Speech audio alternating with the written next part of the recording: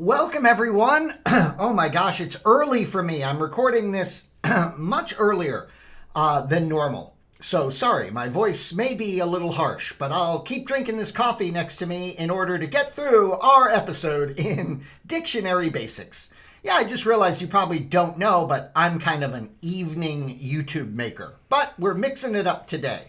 Let's talk dictionaries. And my gosh, what's wrong with me? You know, we're halfway through this course at least, and I haven't been attentive to your eyes at home, have I? No. Let's go into the settings here, and it might be a little different than where we would find them on the Mac. So just one moment here.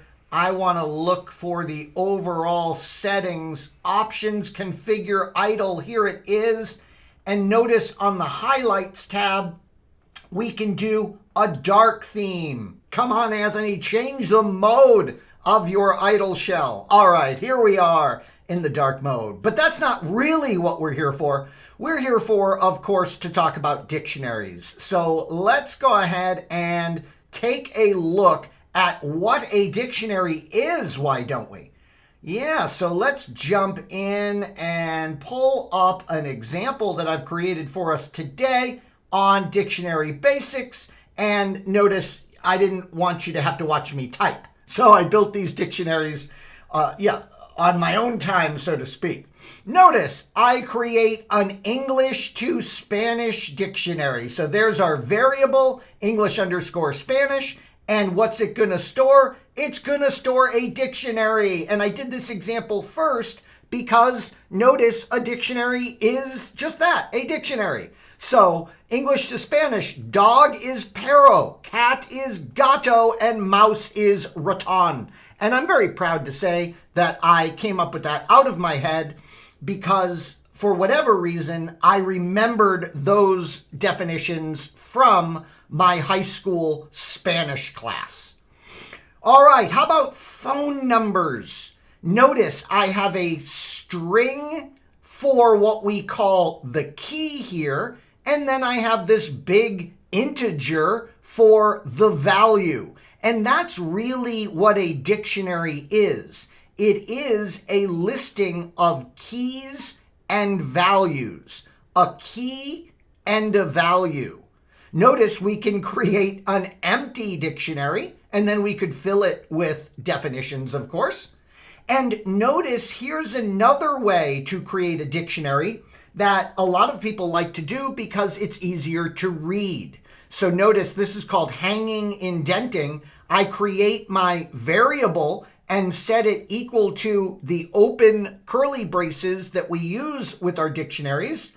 And then I give my key value pairings, and then I close the dictionary. So that's perfectly valid way to go.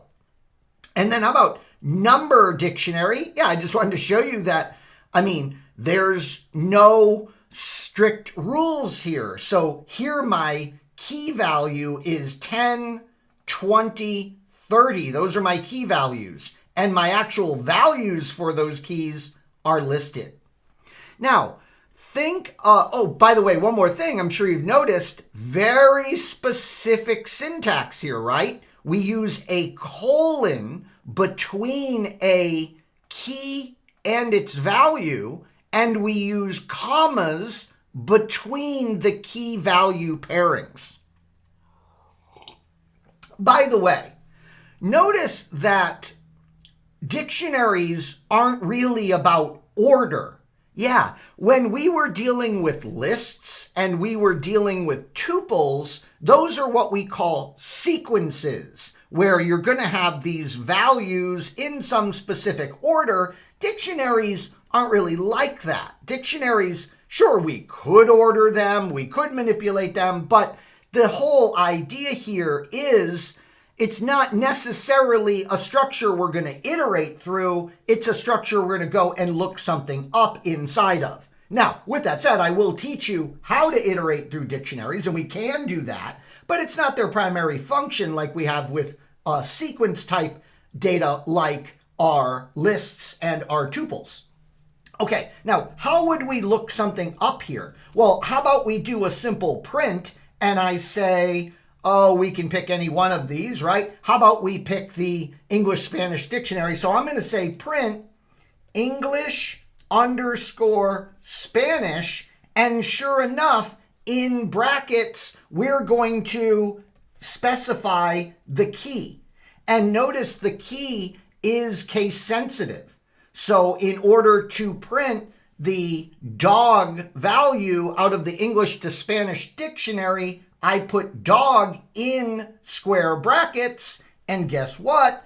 Dog is a string, so I'm going to need to remember to include the string characters. So case sensitive, and it must exist inside the dictionary or we would get an error. I repeat, the index or key value that you're looking up must exist inside the dictionary or we're going to get an error. So let's go ahead and save this thing, and let's go ahead and run it, and we should see it prints Pero. Yeah, it worked perfectly. So the dictionaries were created perfectly with all this code, and we were able to do a lookup in the dictionary. Okay, now wait a minute. We just mentioned that the key value that we're looking up must be in the dictionary or we are going to get an error. So we're going to need a way to guard against that type of an error, certainly. And boy, oh boy, that's not hard to do, thankfully.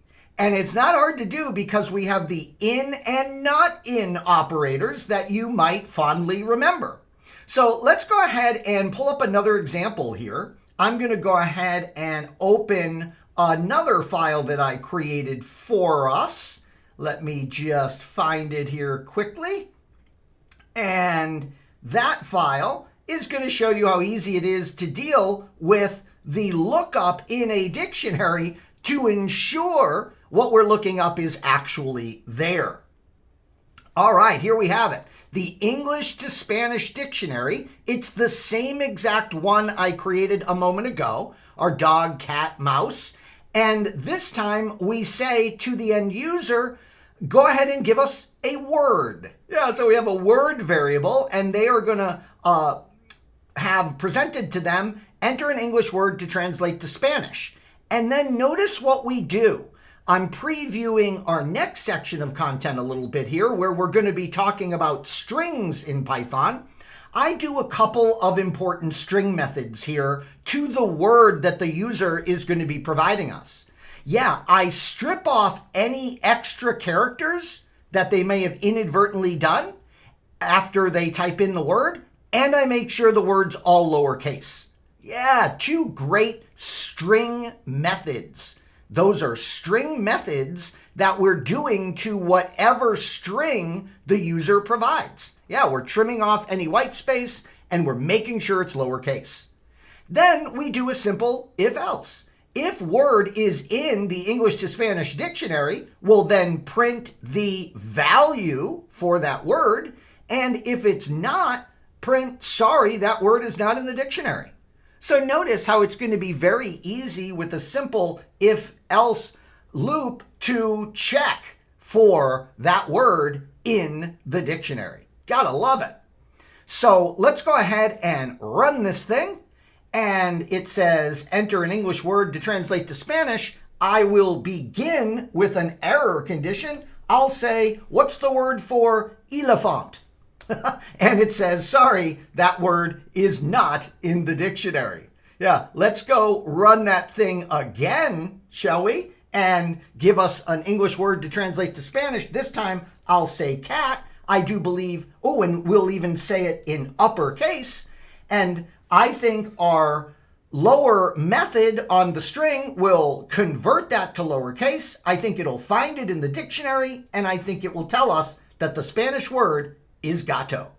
So there you have it. Isn't that amazing? We have created a fully functional English to Spanish dictionary, and it is only involved 1, 2, 3, 4, 5, 6 lines of Python code. Yeah, we really see how powerful Python is in this dictionary example. Powerful and simple. Well, as you might guess, we are not done talking dictionaries in Python. Hope to see you in the next video.